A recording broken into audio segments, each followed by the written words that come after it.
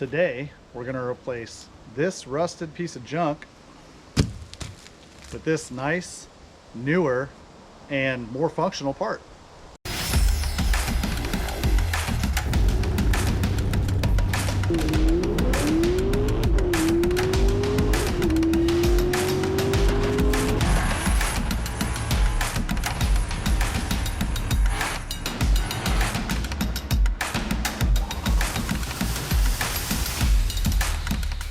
Hey everybody, welcome back to the channel. So as we continue the Trailblazer build, we're going to constantly be improving parts that are on it. Unfortunately, this thing does have some rust, and that incurs some corroded parts as well as factory parts that aren't going to work that well for our intended goal. So today we're going to be installing these DJM A-arms. Now these are really nice. They're powder coated black, and for Trailblazers, both SS and non-SS Trailblazers that are lowered, you kind of get a really nasty angle on the upper ball joint. Well, to correct that, DJM has these A-arms which help alleviate that nasty angle that you would have on the control arm, and I'll show you what I'm talking about.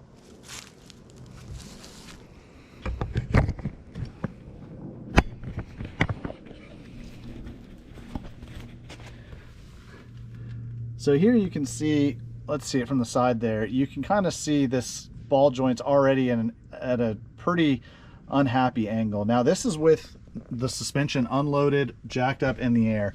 Now with the suspension compressed, with the body weight of the vehicle on it, this angle is actually even worse.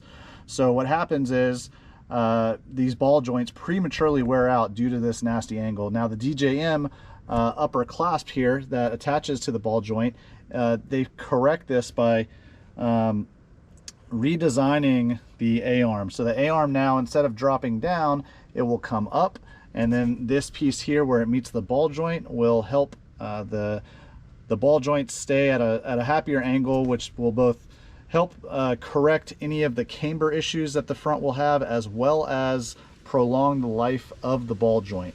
So what you're going to do for this, if you have a Trailblazer, both SS or 4.2, pull these 21mm bolts out of the A-arm, as well as, I believe this is somewhere between a 15 and 17, and then it's simple as just swapping out the A-arm. Now these bolts do run into the fender metal there, so I believe you have to take a pry bar or something and pull that back, which is what I'm going to do. But I'll go ahead and time lapse this. You guys can see what I do, and then it won't take long to get this swapped, I don't believe. I've soaked everything already in some penetrating oil. You kind of see here, this has got some corrosion on it. Now, the A-arm itself, although it looks terrible, it's still structurally sound. It just doesn't look good. Now, I mean, up there, the coating is definitely coming off and stuff like that. So, I mean, I will sleep a little bit better and feel a little bit more comfortable driving this down the road with these nice new powder coat. Now these aren't brand new. I got these off of a guy on Marketplace. I think new, they're about $300 or $400. I want to say I paid $200 shipped to my house, and the guy only had like a couple hundred miles on him. He actually lowered his Trailblazer, and then he lives down a dirt road like mine, but he also uses it more for work, so it wasn't for him. He actually went the other way and lifted his Trailblazer, so he took those off as they don't really work for a lifted application. Let's go ahead and get this off, and I'll show you what it looks like.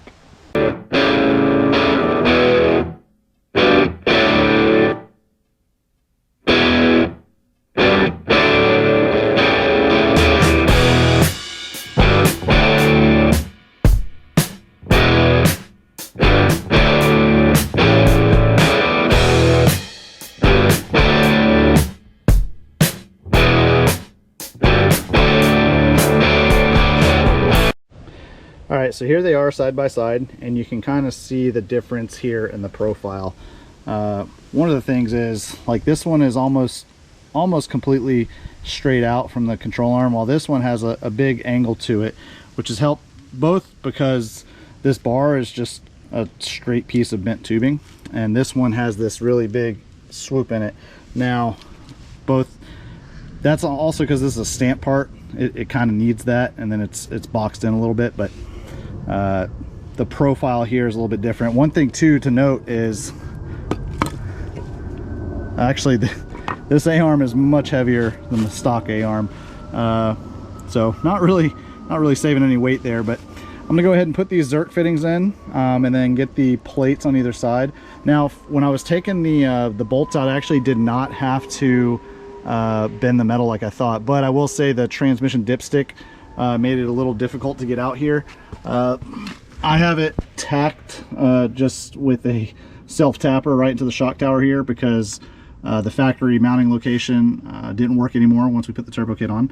But I just bent it out of the way a little bit, and I saved this bolt for last. So with the front bolt out, I can kind of shimmy it out and pull it out that way.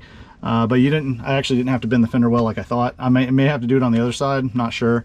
One downside is there is no provision in the new A-arm for this ABS sensor, which isn't a huge deal. I'll just zip tie it to it. But for anyone that's wondering, that goes away. This is clipped into the stock A-arm. Unfortunately, you do not have that provision in the DJM arm, but that's a small price to pay for a much better part that will fix camber and your premature ball joint wearing out. All right, she is in there. Now, ironically, this angle looks much worse on this, but I'm hoping that when the vehicle is under its own weight, that this will fall forward and it'll be more vertical up and down, because this allows it, because it has that angle. It's gonna fall forward as you put weight on it, that's kind of what helps correct that camber.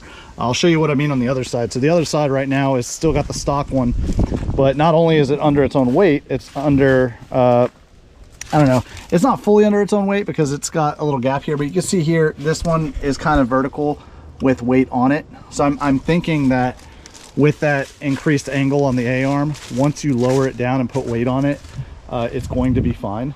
Now, I'm not going to go ahead and do the other side. There's other videos out there of people installing them, and I will say the one bolt that I've heard is a complete pain in the butt is this front bolt on the driver's side, because there's a metal lip right here, and that's the one I think people are telling you that you gotta like bend this lip back, and it really is just a little lip. So I'll probably bend that back. I've heard other people, they'll take a either a sawzall or a grinding wheel, and they'll cut the bolt, like where you see the bolt protruding through the threads, they'll cut it shorter so it doesn't have to come out as far. But I think the best thing to do is still start with, loosening both of them. I probably pull this bolt out all the way because there's no problem on the rear, towards the rear of the car, and then leave this front one for last, and then kind of like horseshoe it out. But that's going to be it. I wanted to show you guys that we're moving forward and replacing these junk A-arms with new ones. I will say the condition on the bottom is much worse than I thought. Now, these are the provisions for the ABS sensor clips, which these new ones do not have. So just keep that in mind. I'm going to go ahead and zip tie this up now before I'm forgetting about it. Probably just zip tie it up like that, and then it can kind of follow along with the articulation of the A-arm. But that's going to be it. Coming down the line, I'm going to take this opportunity while I'm in this area, take the downpipe off. I need to fix this this heater core problem. If you guys watched my last video, where the heater lines run through, and even though there's a heat sheath on it, it burned right through the heat sheath, and then it wound up burning through the coolant hose. My plan currently is to just bypass the heater core. I do plan on hooking it back up, but what I'm going to have to do is I'm going to have to run some custom lines that come off of the heater core, and I think what I'm going to do is kind of ride the firewall up and over the downpipe. Another thing I plan on doing is I'm going to take this downpipe back off, and I'm going to unwrap it and Cerakote it. That way I can really keep down on the temperatures. The heat wrap is it's all right, but the Cerakote really helps with the heat. So that's my plan for that. I have some plans for putting a tank here. This is going to be a custom made tank. I'm super excited for this because if it works, anyone else that wants to do this, I'll be able to offer this as a part. This tank does not need to be this big, and when you pull this tank out, the tank goes deeper behind the shock tower.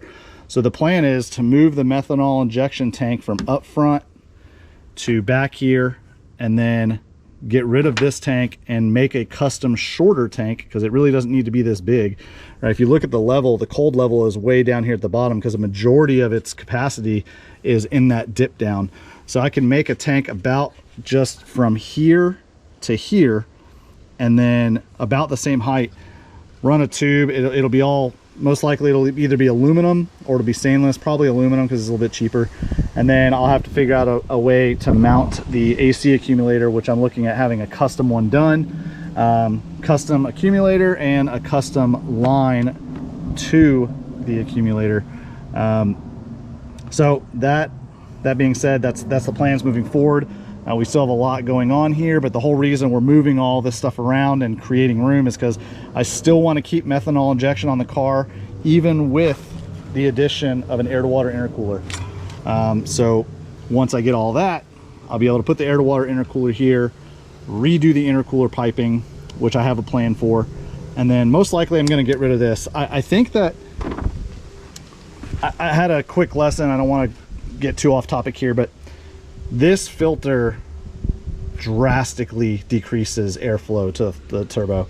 So much, in fact, that when we ran our 13.4 at the quarter mile in this, and you put those values into the horsepower calculator, this thing was not making near as much horsepower as it should have been based on the times it was running. And our theory is, because I had this filter on, that it was restricting so much airflow that it was actually down probably 30 to 40 horsepower. And I thought that that was like an astronomical number until I started doing some research, and that this can really, especially these smaller ones, can really restrict airflow. So the plan is to remove this, run a turbo guard, and I have a super exciting way that I'm going to get fresh air into the turbo. So I'll leave you guys on that cliffhanger. If you guys enjoyed the video and you're new to the channel, please consider subscribing and give it a thumbs up. If you guys aren't new to the channel and you guys have been watching the content, let me know what you think. I'm really excited to keep moving forward. I do want to just a quick note here, I do have a lot more cars than just this Trailblazer. So in the coming months, there's going to be a lot of footage with the Grassroots Solstice as well as my Cobra. So I'm not trying to scare anyone off here, but just know that I don't want to get shoehorned in just this single platform. I have other vehicles, so please, open up the possibility of watching that content. The Cobra is really cool. It's a big single turbo Coyote Fox body. The Solstice I think is awesome. 2.4 liter LE5 turbo budget build. We're going to be trying to graft a Triumph Spitfire body onto this. So all of that stuff is coming down the pike. I just want to drop that quick note in there, and that's it. Thanks guys for watching. I really appreciate all of the support.